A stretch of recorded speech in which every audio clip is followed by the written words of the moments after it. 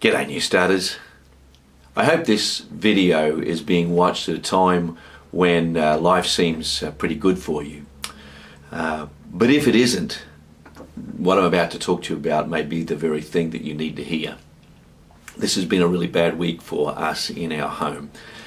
My daughter's little puppy, 9-month-old George, was playing next to us in the front yard or in the driveway area when he disappeared. Kayla and I were talking together and he disappeared, and the next thing we knew, we heard him outside the fence. We have a thick solid wooden fence. We couldn't see him, but we could hear him. We could hear him running down the alleyway beside our house, and we called out to him, and as soon as we did, we could hear his little feet getting faster and knew that he was headed for the road.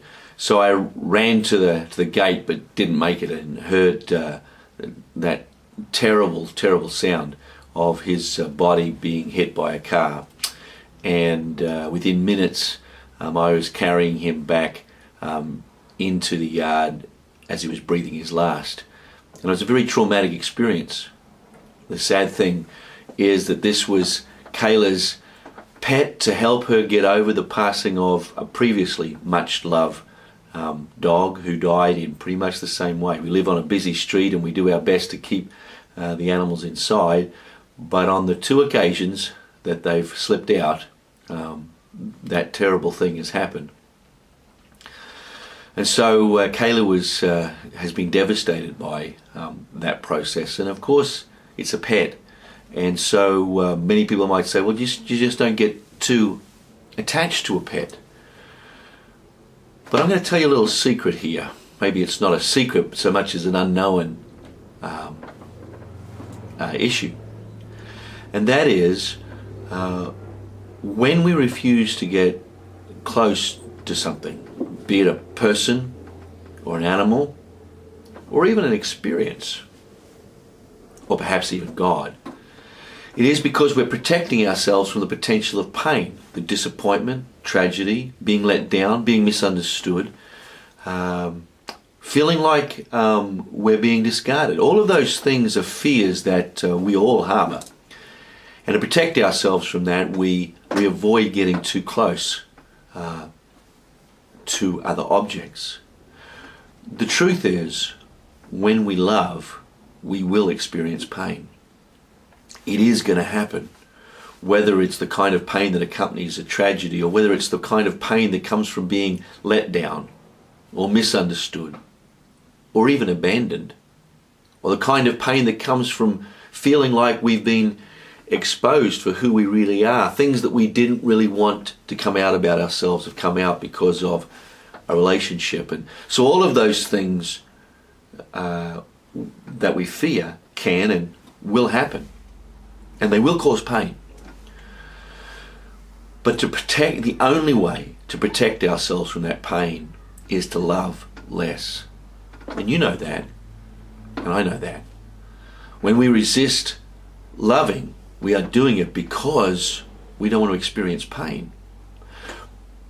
But in so doing, we have robbed ourselves of the most deepest, profoundest reality of life.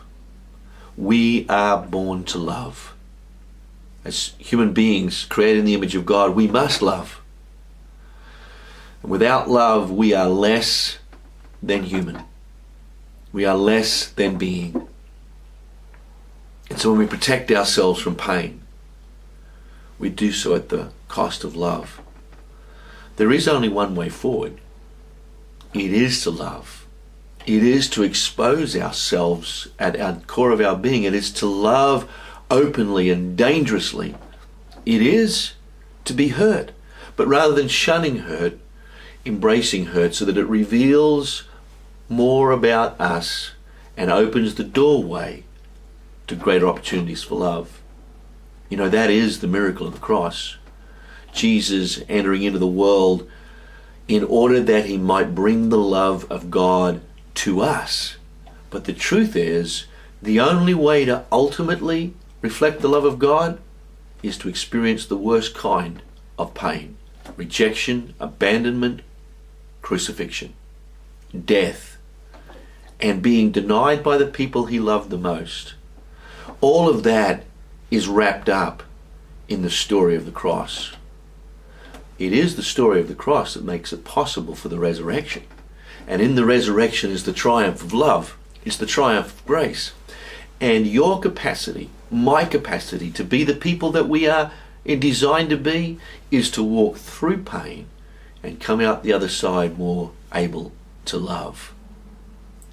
My deepest prayer for my daughter is that in this process, she allows the pain to shape her to become more loving, more open, more able to give of herself.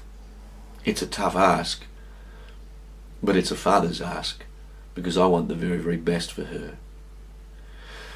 As you go out into this week, look for the times that you're protecting yourself against pain, and choose not to. Have a good week.